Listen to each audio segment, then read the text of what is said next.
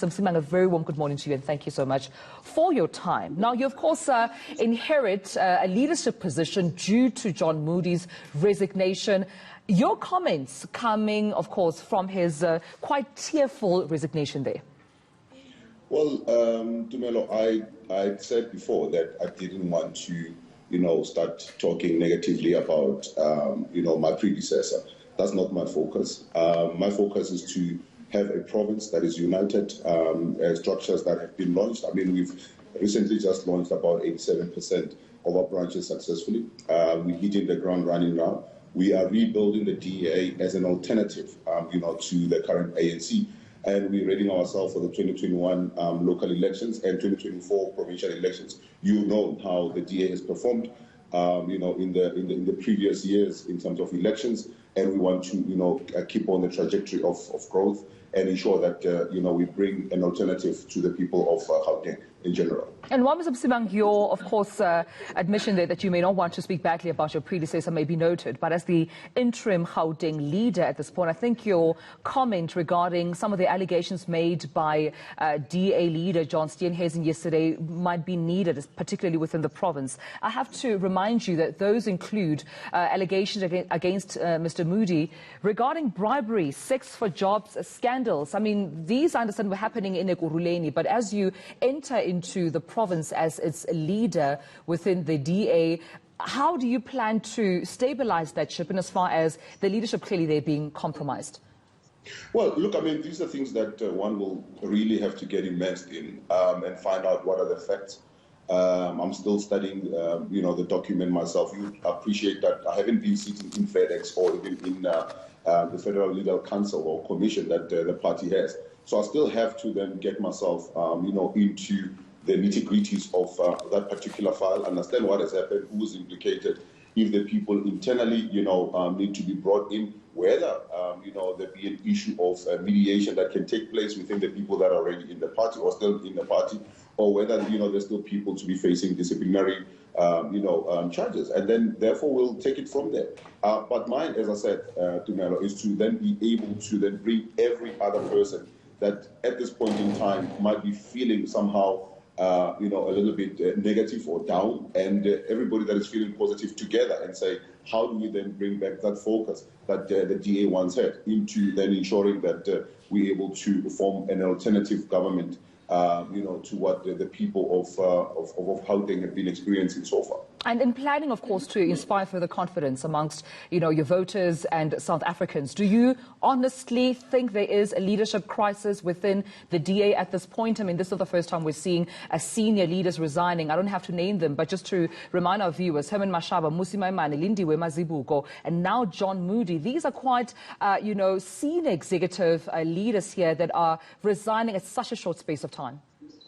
Not really. I mean, people join in and leave politics and rejoin it at times. I mean, I can tell you people that have left the DA, came back to the DA, people that have left the ANC, went back to the ANC, or some even started their own political parties successfully, or even some had failed. So this is not a new phenomenon in South Africa. And, I've always believed, and I've already written a piece around this, in terms of how people, join freely and how they freely can also leave. I mean, if you're a party that believes in democratic principles, you then appreciate that people have a right to association, and they can associate with you if they so wish, and then they can disassociate themselves with you if they so wish. So it's not a crisis. The organization still stands. Those that are still remaining in the organization still believe in the principles of the organization and will remain within the organization.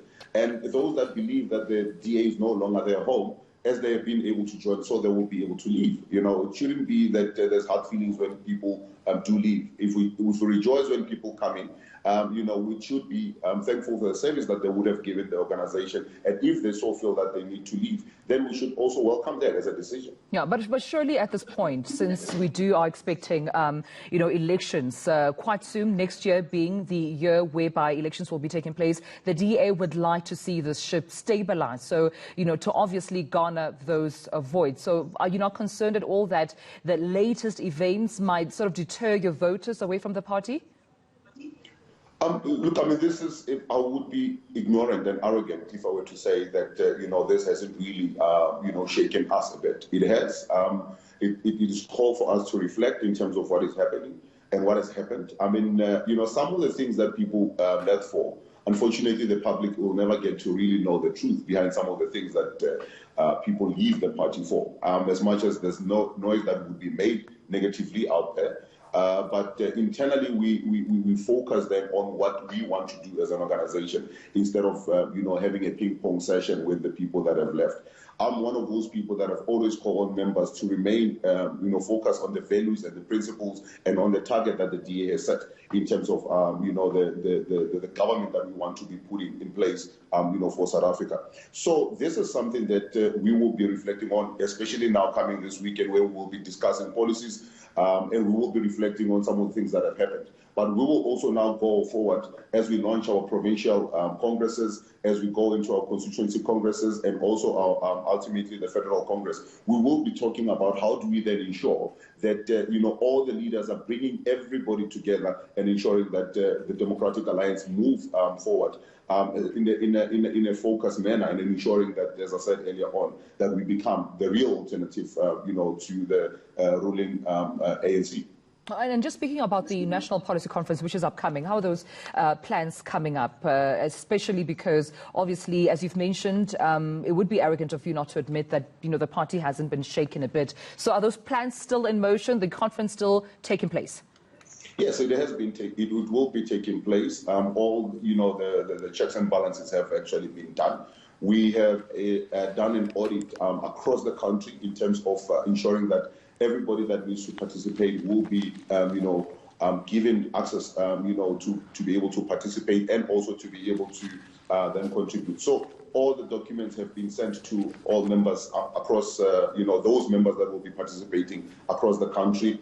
An audit of accessibility has also been done, and we are confident that we are going to have a successful policy conference this coming weekend. And by the way, Tumelo, we have done, similar things, previously. As recent as last week, we've had the Eastern Cape Provincial Congress done virtually, which was a huge success. We've had most of our branches launching virtually as well, which was also a huge success. We've had a number of federal council meetings that were held virtually, which all of them had been proven a great success.